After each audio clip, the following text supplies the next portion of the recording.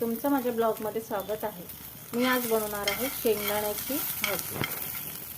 मी शेंगदाणे घेतले आहे, शेंगदाणे भाजून घेतले आणि त्याच्यासोबतच मिरच्या भाजल्या आहे आणि एक टमाटर आणि मिरची आणि शेंगदाणे। आता आपण याचा पेस्ट करूया।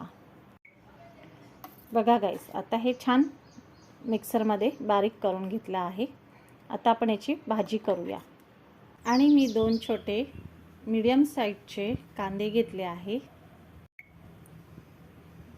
ते कट करून घेतले आहे। आता आपलं तेल गरम झालं आहे, आपण याच्यामध्ये कांदे टाकूया। आणि मी मसाले घेतले आहे, चवीनुसार मीठ, तिखट, धणे पावडर आणि हळद।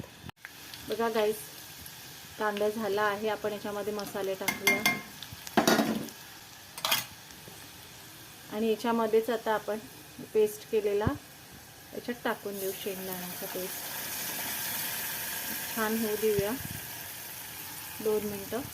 बघा गाइस, किती छान झाला आहे। आपण आता या मसाल्यामध्ये बघा,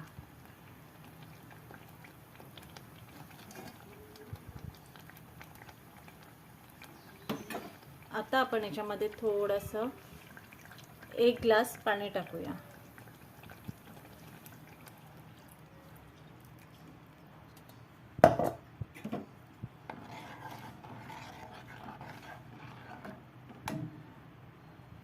आता उकळी येईपर्यंत असंच होऊ देऊ।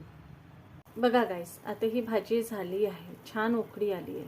तर कशी वाटली तुम्हाला ही शेंगदाण्याची जी रेसिपी? कमेंट करून कळवा, लाईक करा आणि सबस्क्राईब करा। Thank you.